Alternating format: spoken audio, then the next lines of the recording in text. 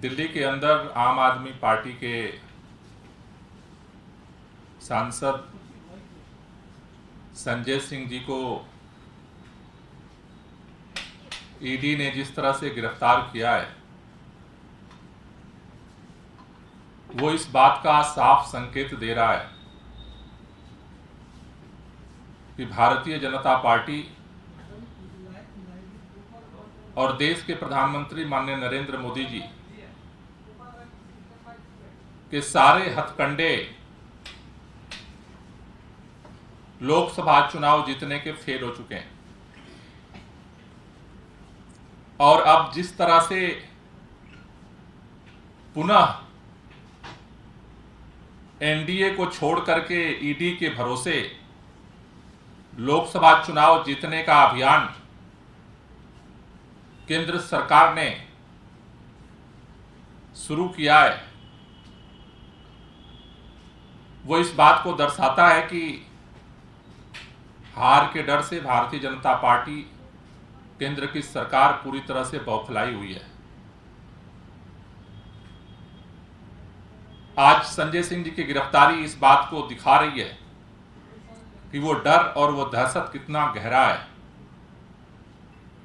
कल जिस तरह से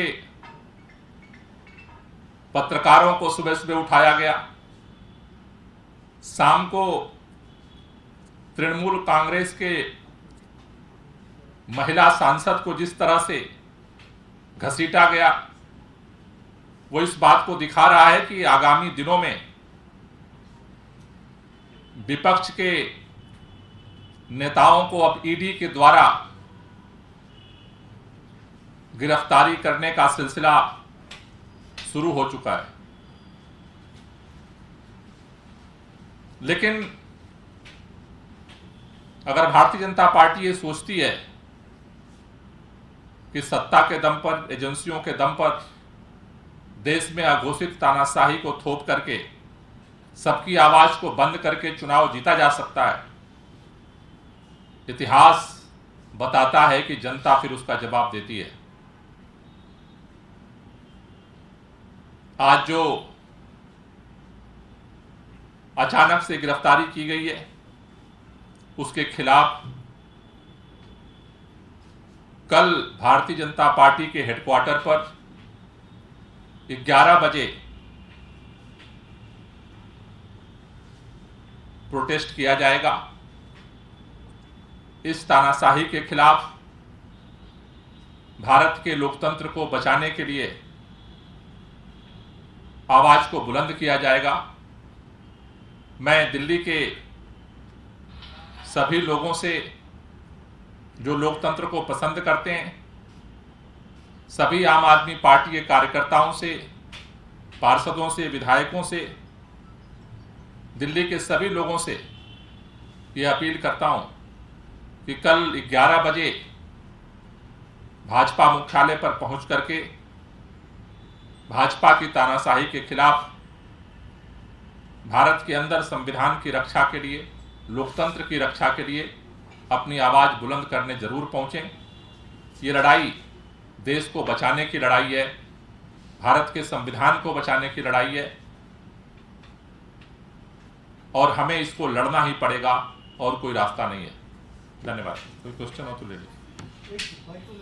तो पूरे मामले में जो नीति है और जो आरोप लगाए गए हैं, उन्हें आप किस तरह से देख रहे हैं? क्योंकि ये एक तरफ बेल की सुनवाई भी होने की वजह से सोचा कि सुप्रीम कोर्ट में चल भी रही है, कल भी होगी, और इस बीच गिरफ्तारी हुई, तो लगता है कि इससे और नुकसान होगा।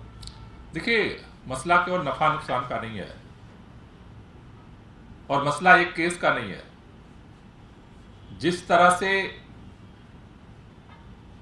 कल पूरी घटनाक्रम जिस तरह से घटित हुआ, कल जिस तरह से पत्रकारों को उठाया गया, जिस तरह से एक शाम को टीएमसी के महिला सांसद को घसीटा गया, आज सुबह संजय सिंह जी के यहाँ छापेमारी शुरू हुई, शाम को गिरफ्तार कर लिया गया, तो वो इस बात का संकेत दे रहा है कि मसला किसी केस का नहीं है।